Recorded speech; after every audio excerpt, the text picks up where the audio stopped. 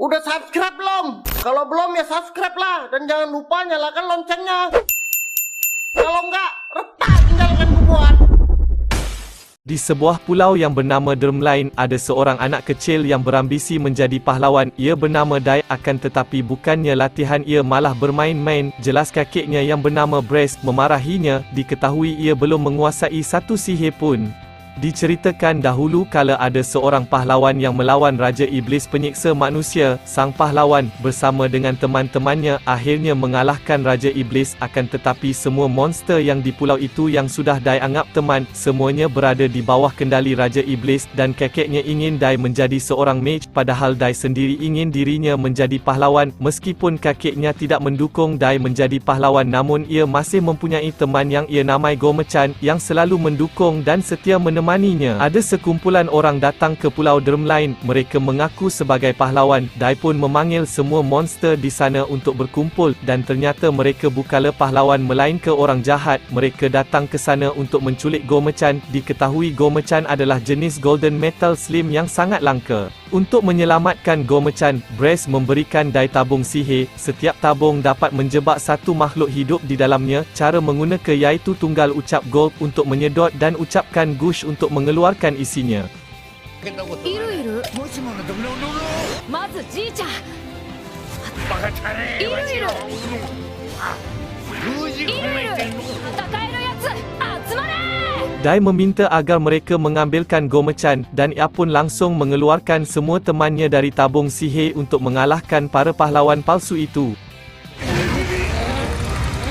Namun sayang di sini Dai terpojok, dan ia pun langsung mengeluarkan tabung sihir emas. Namun sayang di saat Dai akan menghabisi para pahlawan palsu itu, ia diancam kalau Go-Machan akan dibunuh jika Dai tidak menyerah. Namun tiba-tiba slim yang keluar tadi berubah menjadi satu dan membesar, yang mana hal itu membuat para pahlawan palsu ketakutan, dan Dai pun tidak menyia-nyiakan kesempatan itu. 3 bulan kemudian, terlihat sekarang Dai sudah belajar sihir, akan tetapi ia masih belum bisa menguasainya. Jelas kakeknya yang kesal memukulnya. Dai pun terus menegaskan kalau dirinya ingin pelatihan untuk menjadi pahlawan, dan menurut kakeknya Dai tidak perlu latihan seperti itu kerana kakeknya ingin Dai menjadi seorang mage. Lalu tiba-tiba datang kapal yang menuju Pulau Drumline, dan itu adalah kapal suci, kapal khusus yang hanya boleh digunakan oleh seorang sage. Ternyata mereka dari kerajaan Papnica. Mereka datang ke pulau itu dengan seorang Putri Leona dari Papnica dalam sebuah misi. Putri Leona yang melihat fisik Dai yang kecil merasa kalau Dai tidak bisa diandalkan. Jelas kata-kata itu menusuk ke dalam liang caduk.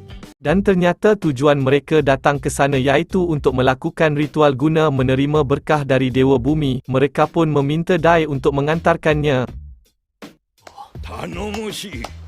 Setelah sampai di gua tempat untuk ritual, Putri Leona memberikan Dai pisau. Diketahui itu adalah pisau dari keluarga kerajaan Papunica. Walaupun Dai tidak bisa sihir, setidaknya ia memiliki senjata yang layak, ucap Putri Leona. Dan Leona juga meminta Dai jangan terlalu murung dan teruslah berlatih keterampilan pedangnya.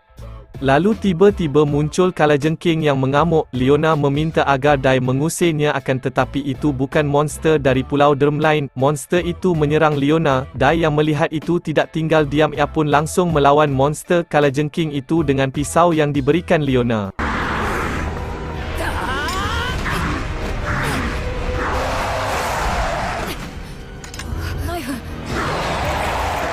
Melihat Leona yang sudah tidak berdaya, itu membuat Dai mengeluarkan kekuatan yang terpendam di dalam dirinya. Akhirnya Dai pun bisa keluar dari goa itu dan juga bisa membawa Leona untuk diobati. Jelas Baron yang melihat itu dirinya tidak tinggal diam. Brace menjelaskan kalau mereka semua berencana untuk membunuh Leona. Mereka pun bertarung dengan sekuat tenaga. Dai sedikit kesulitan kerana killer machine yang digunakan baros sangat keras, namun akhirnya Dai berhasil menyerang titik lemahnya.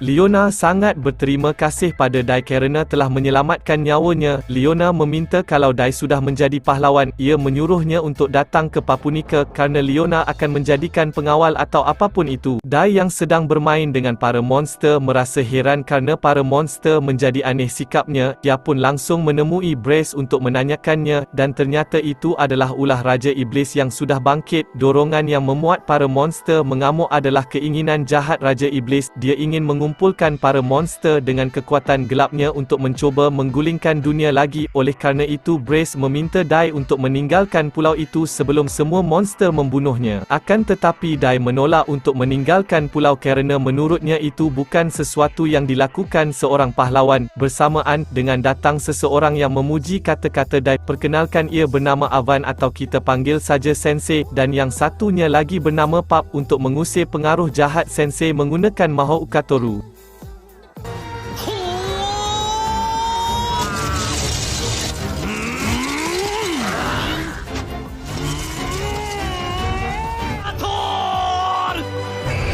Sensei menjelaskan kalau dirinya adalah seorang pelatih pahlawan, pada dasarnya seorang guru untuk pahlawan, dan ternyata yang meminta Sensei datang ke sana adalah keluarga kerajaan Papunika. Mereka ingin Sensei melatih Dai sebagai pahlawan masa depan di Pulau Drumline untuk menjadi pahlawan sejati. Sensei pun bertanya apakah Dai mau dilatih olehnya, dan Dai pun sangat antusias untuk melakukan latihannya itu kerana menjadi pahlawan dan mengalahkan Raja Iblis adalah cita-citanya selama ini. Sensei mengatakan Dai kalau mengikuti kursus keras spesial untuk menjadi pahlawan dalam 1 minggu, dan Dai sangat antusias kerana ia ingin secepat mungkin untuk menyelamatkan Leona dan yang lainnya. Setelah Kate berlalu sambil membawa batu yang diikat ke pinggangnya, Sensei membawa batu besar dan menyuruh Dai untuk membelahnya menggunakan pedang, namun pedang itu malah patah, dan ia pun langsung menggunakan pisaunya, namun batu itu sangat keras dan sulit untuk dibelah. Yah, namanya juga batu, kalau yang empuk mah titi. Sensei meminta Dai untuk memotong batu itu lagi dan ternyata yang kedua kalinya ia berhasil. Latihan demi latihan telah Dai lalu dan ternyata itu sudah membuahkan hasil. Sensei tidak menyangka dalam 2 hari, Dai sudah berkembang pesat, dan sebagai hadiah Sensei akan menunjukkan jurus pamungkasnya.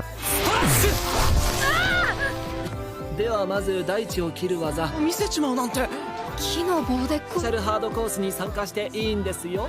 第一山を説明しましょう。 Melihat Dai sudah berkembang pesat, Sensei mengajak Dai untuk berdua. Tanpa rasa ragu Dai pun melawan Sensei, akan tetapi ternyata kulitnya Sensei sangatlah keras sehingga membuat Dai kesulitan menghadapinya, dan tanpa diduga Dai berhasil mengalahkan Sensei. Pap memarahi Sensei kerana menurutnya latihan menggunakan naga terlalu berlebihan kerana bisa saja ia membakar Dai sampai hangus, dan Sensei bertanya kenapa ia terlalu khawatir dengan Dai. Lalu tiba-tiba muncul gempa bumi, dan ternyata getaran itu disebabkan dari sesuatu yang mencuba menerobos lingkaran sihir pulau itu, iaitu adalah berbuat Raja Iblis Hadla yang telah bangkit. Dan di sini terkuat fakta kalau sebenarnya Sensei adalah seorang pahlawan yang telah mengalahkan Raja Iblis Hadla. Bahkan Brace juga mengetahui kalau Sensei Avan adalah pahlawan yang bertarung dan mengalahkan Raja Iblis dan membawa perdamaian ke dunia. Dai ingin membantu Sensei bertarung dengan Hadla, namun Pap mencegahnya kerana menurutnya Dai hanya akan menghalanginya saja. Pap tidak menyangka kalau selama ini gurunya adalah pahlawan yang mengalahkan Raja Iblis. Demi menyelamatkan umat manusia dan menciptakan kedamaian, Sensei akan bertarung dengan Raja Iblis untuk yang kedua kalinya. Namun sekarang kekuatan Hadla lebih kuat daripada sebelumnya. Sensei pun bertanya dari mana Hadla mendapatkan kekuatan yang luar biasa itu, dan ternyata Hadla dibangkitkan melalui kekuatan penguasa yang perkasa, dan orang itu memberikan tubuh yang lebih kuat dari sebelumnya, dan ternyata orang yang telah membangkitkannya adalah Raja Iblis Bane. Dan sekarang Hadla menawarkan Sensei kesepakatan iaitu menjadi bawahannya. Dengan begitu maka Hadla akan memberikan setengah dunia. Dengan tegas Sensei menolaknya kerana walaupun Sensei setuju pasti suatu saat nanti Hadla akan membunuhnya. Selain itu Sensei ragu Hadla memiliki otoritas untuk menawarkan separuh dunia kerana sekarang Hadla hanyalah pelayan Raja Iblis. Mendengar kata pelayan jelas membuat Hadla kesal dibuatnya.